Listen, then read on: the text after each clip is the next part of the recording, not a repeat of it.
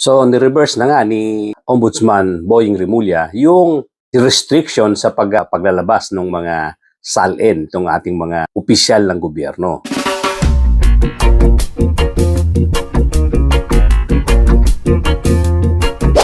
Doon po sa mga bago lang dito sa aking channel, kindly subscribe, kindly hit the notification bell, pati na yung like button, at pakishare na rin po para lumaki ang ating community. At tuloy-tuloy na po tayo sa ating topic for today. So, good news yan. Sa matagal na panahon, pinagbawal yan ni Martires nung siya ang nakaupo bilang ombudsman. So, ano ba ang kahalagahan nito? Kung tutuusin kasi, kung iisipin natin, alam naman natin na karamihan dyan sa mga politiko na yan, karamihan dyan sa mga public servants na yan, ay hindi magre-report ng totoong salin. So, pag-usapan natin, gaano kahalaga ang salin? Mahalaga po ang salin dahil alam nyo, kahit na itong mga politicians na to, itong mga public officials na to, ay hindi totoong salin nila ang ilalabas or gagawin nilang convenient sa kanila ang ilalabas nilang detalye dyan sa salin. Kung ano lang ang gusto nilang amount, kung ano lang ang gusto nilang assets ang ilabas, pwede nga nilang gawin yan. Ang problema lang, siyempre, parang kumunoy yan.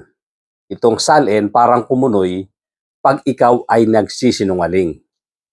Ibig sabihin, kung ang iyong inilabas na salin ay walang katotohanan, para kang nalublob, para kang nahulog sa gitna ng kumunoy.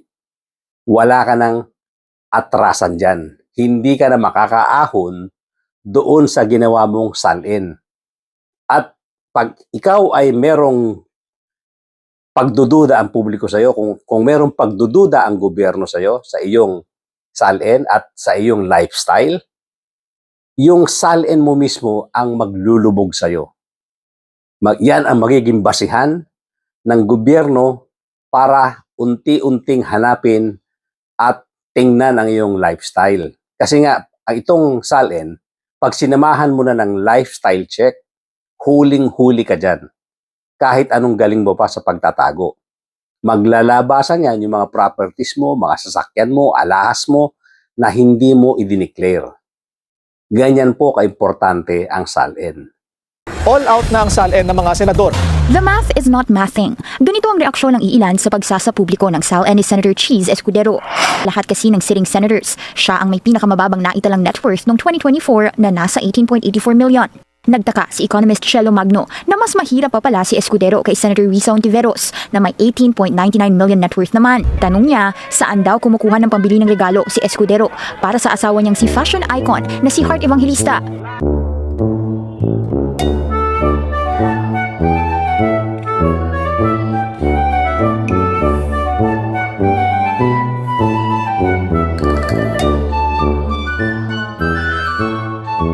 Niregaluhan siya ni Escudero ng singsing na tingin ng ilan ay Paribas Tourmaline gemstone with diamonds.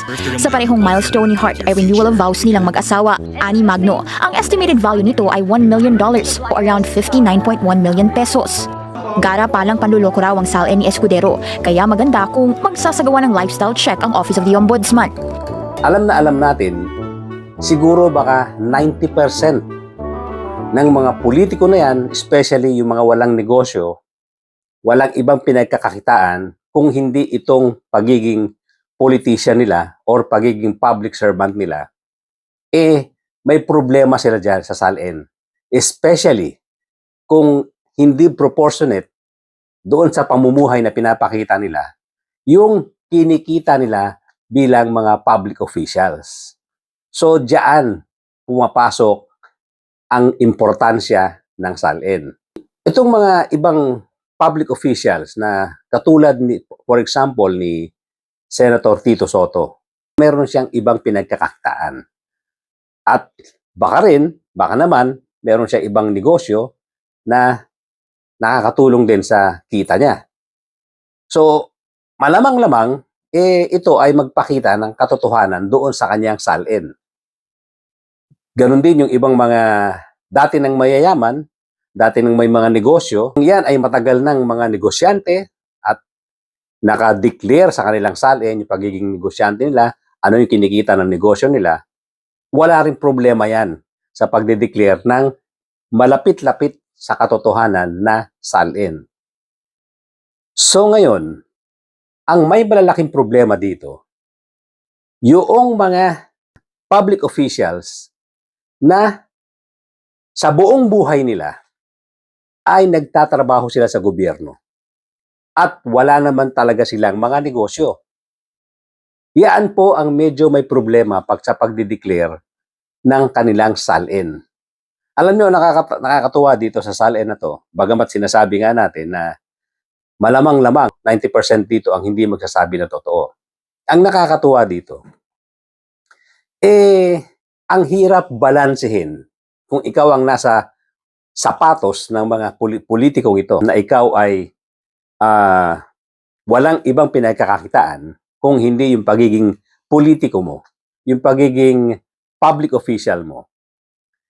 Mahirap-hirap balansehin yung kung ano ang i-declare mo sa iyong salin, especially so kung hindi nga proportionate yung iyong lifestyle doon sa kinikita mo monthly bilang isang public official. Anong ibig ko sabihin? Meron kasi dyan mga public officials na talagang ever since nga ay wala namang pinagkakaitaang iba. Pero ang yayaman. Magagara ang sasakyan, magagara ang bahay, namumuhay ng maluho, ng mga alahas, etc. ay makikitaan mo sila. So ngayon, yaan yung may mga problema sa pagdedeklara ng salin. Nasa gitna sila ng kalituhan once magde-declare ka na ng iyong salin. Kasi babalansehin mo yan iisipin mo. Ito bang buong kayamanan ko ay idideklara ko para ako ay maging honest at hindi ako mahirapang idepensa ang salin na to kung ako ay tatanungin. On the other hand, yung bang idideklara nila na kayamanan nila o mga assets nila, proportionate ba doon sa kinita niya? For example, 10 years, 20 years ka na sa politika. Magiging proportionate ba yan doon sa idideklara nila, idideklara nilang mga assets and liabilities nila? So, nandoon yung pagdadalawang isip nitong mga politiko na to. Dahil kung idideklara mo lahat, magiging honest ka nga doon sa iyong idideclare na kayamanan, ang problema, madaling kwentahin naman yan. Kung ikaw ay ilang taon na diyan sa pagiging public official, makikwenta kung sobra-sobra yung iyong na-accumulate na kayamanan, yung naipundar na gamit, naipundar na kayamanan, doon lang sa sweldo mo bilang isang public official. So, ang nangyayari dito, karamihan sa mga politiko na to, hindi nila idinideclare nga lahat, binabalansin nila, sa tingin nila, ito lang ang dapat ko i-declare dahil magiging questionable. Hindi magiging proportionate doon sa aking income. Sa aking income bilang isang public official. Ang problema naman dyan, ganun pa rin. On the other hand, hindi mo i-declare lahat. Ito lang, so much lang ang iyong i-declare sa salin. Ang problema naman, kitang-kita sa pamumuhay mo. Kitang-kita yung rangya ng buhay mo. Yung rangya ng pamilya mo, mga alahas na binibili mo, laki ng bahay mo, mga sasakyan na ginagamit mo. So yan po ang malaking problema nitong mga politiko na namuhay ng marangya pero wala namang ibang pinagkakakitaan.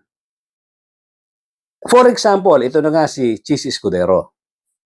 Malaki ang problema nitong si Chis Escudero. Ang i-declare niya sa salin niya ay lumalabas lang ng mga 18 million pesos. Something. May mga butal pa. Mas mataas pa nga ng 40 mil itong si Senator Risa Ontiveros. Ang hindi ka panipaniwala dyan, Yung lumabas na kailan lang na nagregalo siya sa kanyang asawa ng pariba or parayba na singsing, parayba ring or pariba ring na sa maraming nag-estimate, ito raw kung ito ay Brazilian, kung galing sa Brazil, ito raw ay nagkakahalaga na $1 million. Part of Aunt Lisa just bought this Pariba ring, and we're breaking down why it might cost $1 million. Mark got the ring for her birthday. But what is Pariba? Pariba is a type of tourmaline that's typically found in Brazil or Mozambique. It's one of the most expensive stones on the market right now. Forget how expensive they are. Finding one of Heart's quality is nearly impossible. Like the earth just doesn't make that. Now I can't tell you the exact origin of her ring, but if it's a Brazilian Pariba, this 3-carat one on First Dibs was $450,000. Heart's looks to be like 5-6 carats, meaning that if it's of Brazilian origin, likely costs well over $1 million. If it's from Mozambique, it's still definitely well over $100,000. What do you think of Heart's new ring? Kaya ang hirap ng sitwasyon ng ganitong klaseng politiko na nag-declare ng so much amount na hindi naman talaga makikita sa kanilang pamumuhay yung amount na i-declare nila. Ibig sabihin, hindi nga proportionate. At ngayon, meron pang isang umuugong na balita na itong si Chis Escudero ay meron daw bahay sa Alphaland, diyan sa Benguet, na sinasabi na yung 6 bedrooms na bahay diyan sa Alphaland, sa Benguet, ay nagkakahalaga ng 100 million pesos. Ito ang Alphaland Baguio Mountain Lodge sa Tukmo Ambuklaw Road, Itogon, Benguet. Sa tuktok ng bundok na may kabuang lawak na 100 hektarya, nakatayo ang mararangyang log home. Mas malamig ang klima dito kumpara sa Baguio City. Ang presyo ng bawat log home ay tinatayag na sa pagitan ng 60 million hanggang 100 million pesos depende sa laki. Sa 6-bedroom log home, 150,000 pesos ang renta sa overnight stay. Base sa website ng Alphaland, nagbukas ang exclusive vacation home sa mga sikat at mayayaman noong 2018. May 5-bedroom unit din dito si Benguet Representative Eric Yap.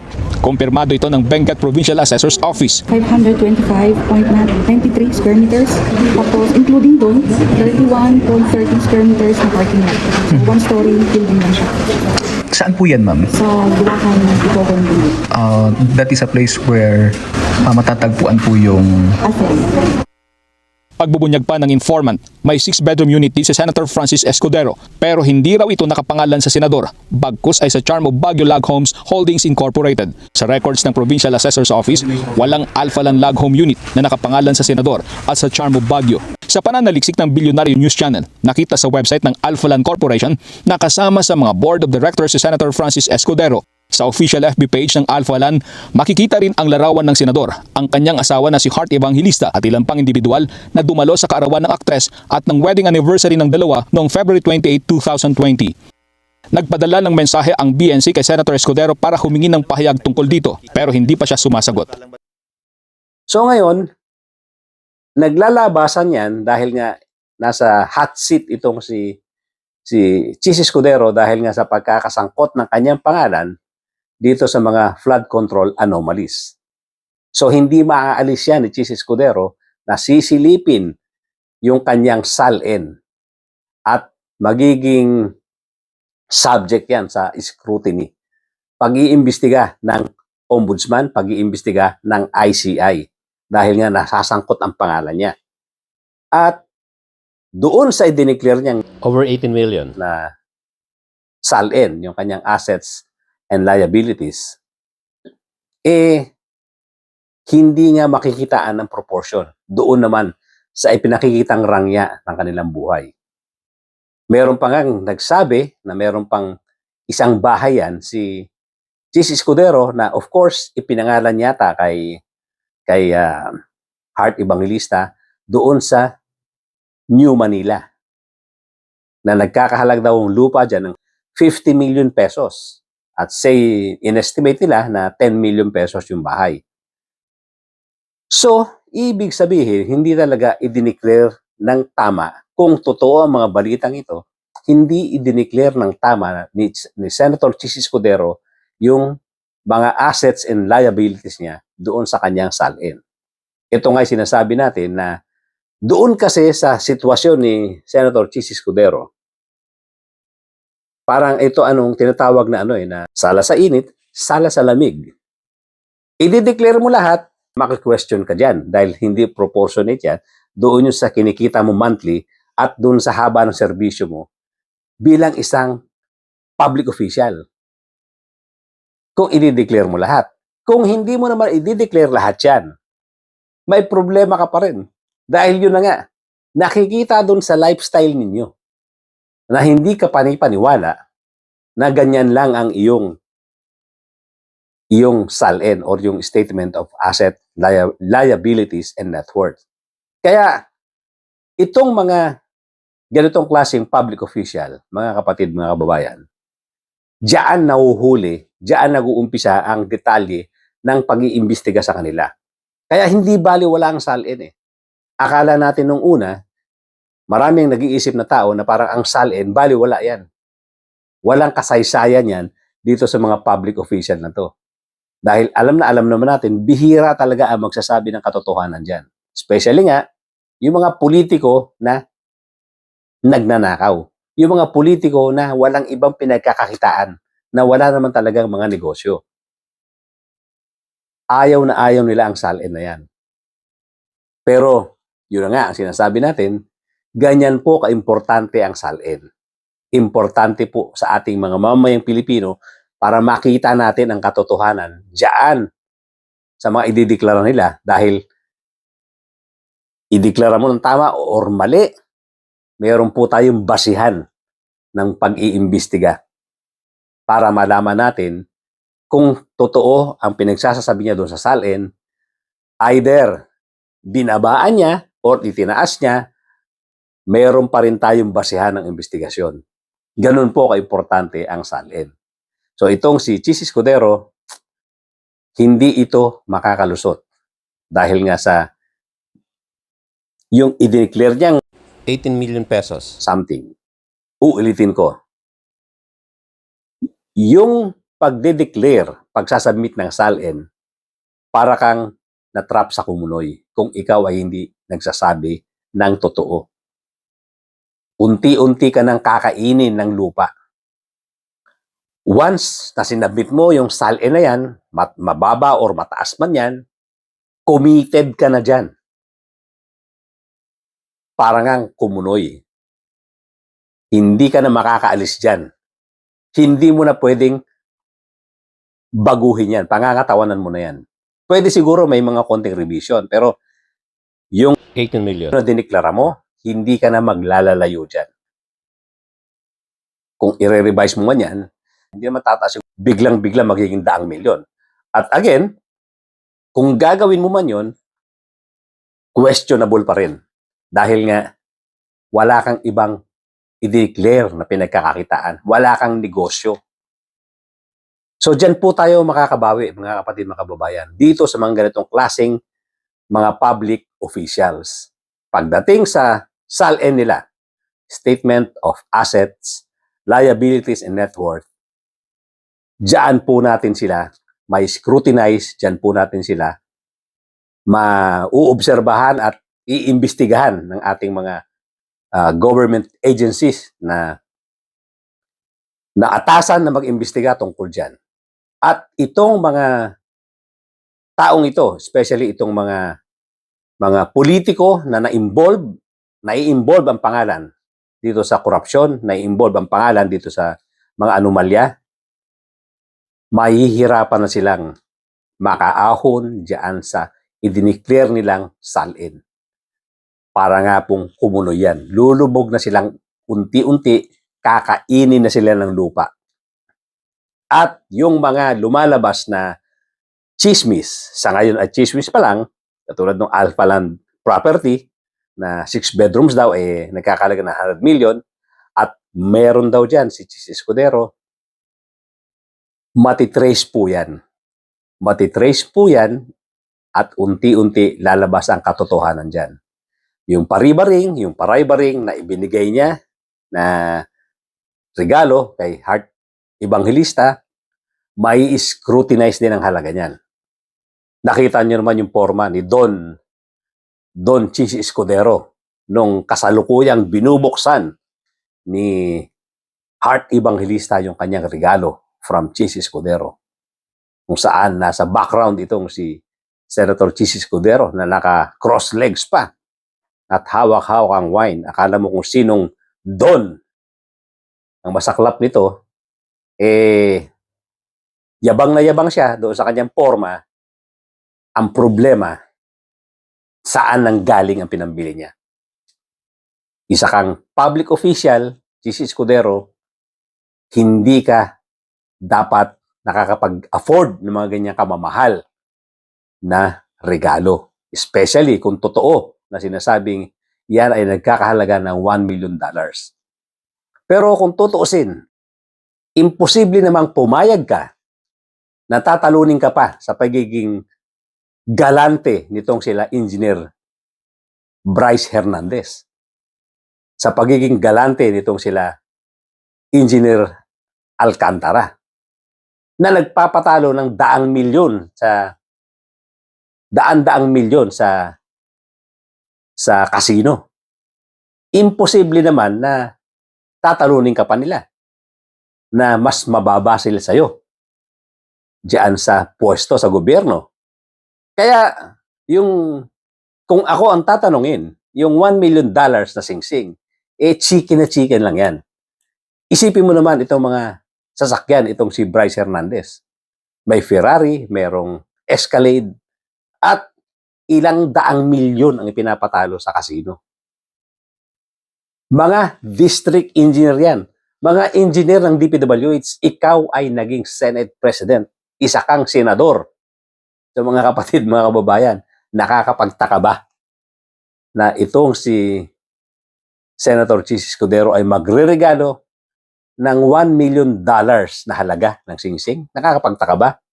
Kung sakali. Kaya kung tutuusin, sabi ko nga, baka nga ganun talaga ang halaga ng singsing na ibinigay niya kay Heart Evangelista.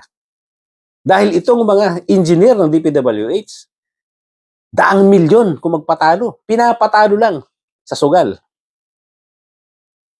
Ito pang senador na naging Senate President ang hindi maka-afford ng $1 million na ireregalo naman sa kanyang asawa. Tanong lang po. Kaya, ang sinasabi nga natin, sorry na lang. Ikaw ay isang public official na nagpapakita ng marangyang buhay pagkatapos magsasubmit ka ng SALN mo na kakapiranggot.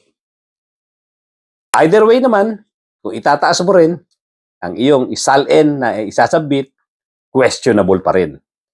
Yan ang karma ninyong mga naandya dyan sa public service. Yan ang karma nyo. Kung hindi kayo magiging honest sa inyong mga pagsiservisyo, diyan talaga kayo papunta sa kumunoy ng pagkakamali, sa kumunoy ng paglubog ng iyong pagkatao sa gitna ng putikan.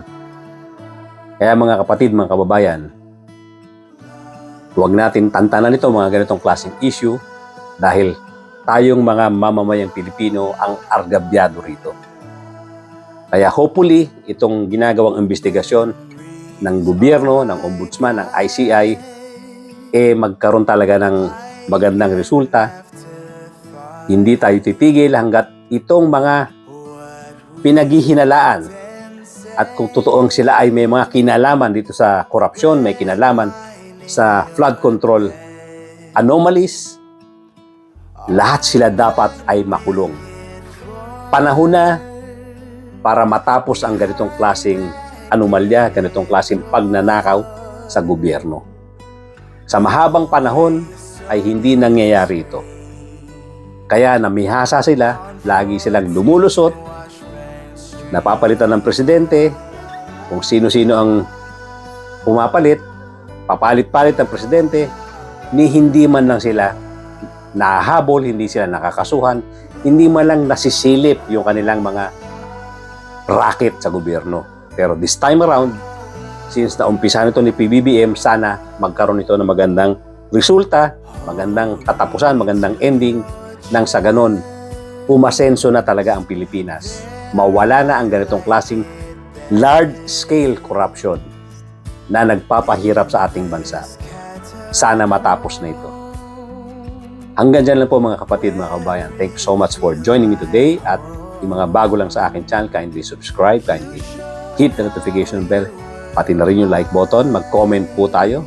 Ipaalam natin sa mga politiko na ito na tayo ay nagbabantay at hindi tayo titigil hanggat hindi magkakaroon ng magandang resulta itong ginagawang investigasyon ng ICI at ng Ombudsman.